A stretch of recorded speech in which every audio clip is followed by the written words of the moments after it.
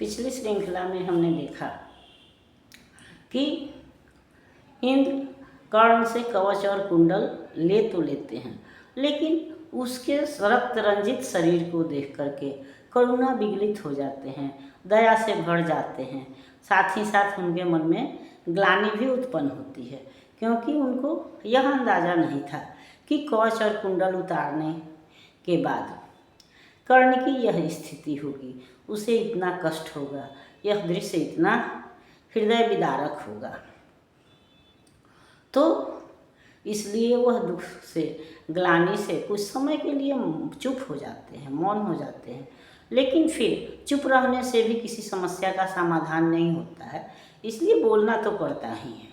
तो इसलिए कुछ देर चुप रहने के बाद फिर अपने इस दुख के भार को, ग्लानि के भार को थोड़ा सा हल्का करने के उद्देश्य से वह कर्ण से कहते हैं कि कर्ण, आज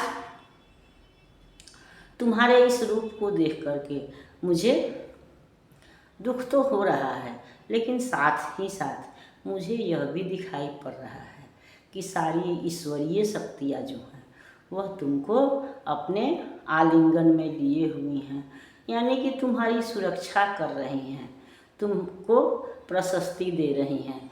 तुम लग रहा है जैसे वर्षों से कि जोगियों का जो तप है, त्याग है, वह सबका पूंजीभूत रूप का मतलब कि उन सबको एकत्रित करके तुम बने हो, या वो सब जो है वह तुम्हारे में समाहित हो गई हैं। तुम्हारे वर्षों का जो तप है, त्याग है, ज्ञान है, वह सब भी तुम्हारी रक्षा कर रही हैं। और ऐसा भी लगता है जैसे भगवान सूर्य जो हैं वह, या जगन नियंता, जग को नियंत्रित करने वाली जो ईश्वरीय शक्तियाँ हैं, वो सब तुमको अपने आलिंगन में लिए हुए हैं, तुमको घेरे हुए हैं, तुम्हारी रक्षा कर रहे हैं। तुम करोड़ों योगियों के तप का पूंजीभूत रूप हो। और तो और आकाश को कौन कहे, धरती भी तुमको पा करके इठलाती है, खुश होती है कि मैं ऐसे महान व्यक्ति की माता हूँ। और जैसा कि हम जानते हैं कि हम सफल होते हैं तो हर लोग, व्यक्ति जो होते हैं वो हमसे रिश्ता जोड़ना चाहते हैं, और असफल होते हैं तो अपने भी साथ छोड़ जाते हैं। तो कर्ण का चरित्र इतना महान था, कर्ण इतना लोकप्रिय था कि सभी लोग उसको अपना मानते थे। पृथ्वी भी कर्ण से अपना संबंध जोड़ते हुए कहती है कि नहीं, यह कर्ण सूर्य का पुत्र नहीं है, बल्कि यह कर्ण जो है यह तो मेरा बेटा है, क्योंकि इसने हमारे अनेक जो दुखी मलिन जो बेटे हैं, जो दलित हैं, पतित हैं, तिरस्कृत हैं, उन लोगों का दुख जो है कर्ण ने दूर किया है। इसलिए, और हम यह भी जानते हैं कि प्रायः माता और पिता अपने कमज़ोर बच्चों से ज़्यादा प्यार करते हैं, उनका साथ ज़्यादा साथ देते हैं। तो इसलिए यहाँ पर पृथ्वी भी कर्ण को अपना पुत्र मानती है, क्योंकि कर्ण ने उसके दुखी, दलित, तिरस्कृत जो बच्चे हैं, यानी तिरस्कृत जो जन हैं, उनकी रक्षा की है, उनकी सहायता की है, उनका दुख दूर किया है। ऐसा भगवान इंद्र कहते हैं कि वह तुम्हारे तेज के आगे तो मैं झुका ही जाता हूँ, और मैं यह स्वीकार करता हूँ कि तुम श्रेष्ठ हो। मैं देवता होकर के भी कुटिल हूँ, पापी हूँ, और तुम मनुष्य होकर के भी श्रेष्ठ हूँ। इसलिए मैं तुमको प्रणाम निवेदन करता हूँ। और यह कहते हुए वे कहते हैं, तू दानी मैं कुटिल प्रवंचक, तू पवित्र मैं पापी, तू देकर भी सुखी और मैं लेकर भी परितापी। तू पहुँचा है जहाँ कर्ण देवत्व न जा सकता है, इस महान पद को तो कोई मानव ही पा सकता है। देख न सकता अधिक और मैं कर्ण रूप यह तेरा, काट रहा है मुझे जाग कर पाप भयानक मेरा। तेरे इस पावन स्वरूप में जितना ही पगता हूँ, उतना ही मैं और अधिक बड़बड़ समान लगता हूँ। अतः कर्ण कर कृपा यहाँ से तुरंत मुझे जाने दे, अपने इस दुर्घुष तेज से त्राण मुझे पाने दे। मगर विदा देने से पहले एक कृपा यह कर तू, मुझ निष्ठुर से भी कोई ले मांग सोच कर बरतूं।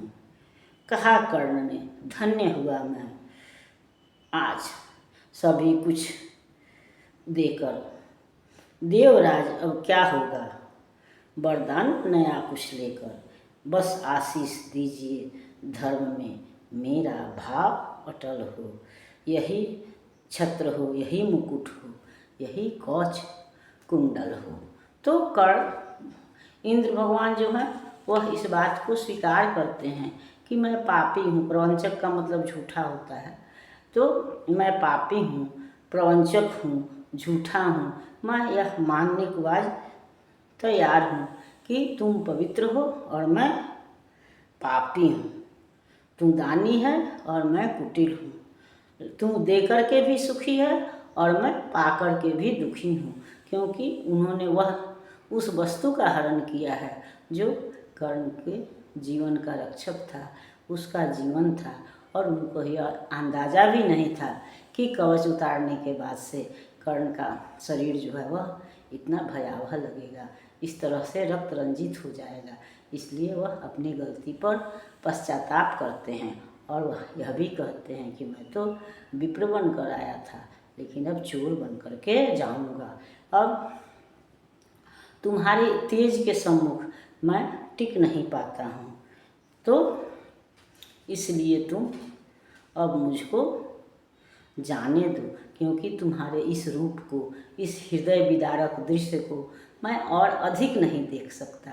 इसलिए तुम मुझे जाने दे, क्योंकि तुम्हारे इस पवित्र रूप में यह सही है कि कर्ण का शरीर जो है वह खून से लथपथ है, खून से रंगा हुआ है, लेकिन इस खून का मतलब हत्या नहीं है, विषाद नहीं है, बल्कि यह दान है, खुशी है। तो इसलिए इंद्र कहते हैं कि तुम्हारे इस पावन स्वरूप में मैं जितना हूँ डूबता जाता हूँ, मैं उतना ही अपने आप में मरता हूँ या दुखी होता हूँ, या मुझे ग्लानि महसूस होती है कि मैंने यह क्या किया, पुत्र मुँह में पड़ करके मैंने यह क्या गलती कर दी। अतः अब तुम कृपा करके मुझे यहाँ से जाने दे, जिसमें कि हमको यह दृश्य नहीं देखना पड़े, तुम्हारे तेज का सामना नहीं करना पड़े, लेकिन जाने से पहले तुम मुझसे कोई वर मांग लो। तब कर्ण कहता है कि मैं अब कोई वर लेकर के क्या करूँगा, अब तो बस अब आप इतना ही आशीष दीजिए कि धर्म में मेरा मन जो है वह अटल रहे, धर्म से मैं कभी डिगूँ नहीं, क्योंकि कवच और कुंडल तो मैंने दान दे ही दिया। अब मेरी रक्षा धर्म ही कर सकता है, मेरा चरित्र ही कर सकता है।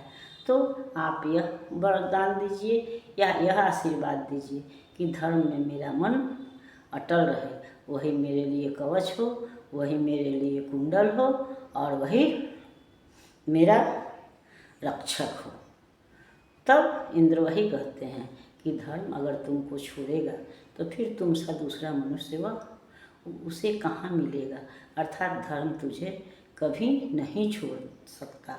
और मैं यह भी जानता हूँ कि तुम मुझसे कोई वरदान नहीं मांगोगे, इसलिए मैं स्वयं ही कुछ, मुझे चूँकि देना है, मुझे अपने इस पाप को कम करना है, इसलिए मैं स्वयं तुम्हें यह वरदान देता हूँ कि ऐसा कहकर उन्होंने कर्ण को एक अग्निबाण प्रदान किया और अपने घर की देवलोक की तरफ उन्होंने प्रस्थान किया। इस पर हम अगली श्रृंखला में विचार करेंगे। तब तक यह श्रृंखला आपको पसंद आती है तो लाइक कीजिए, सब्सक्राइब कीजिए। मिलते हैं अगली श्रृंखला में, तब तक के लिए धन्यवाद।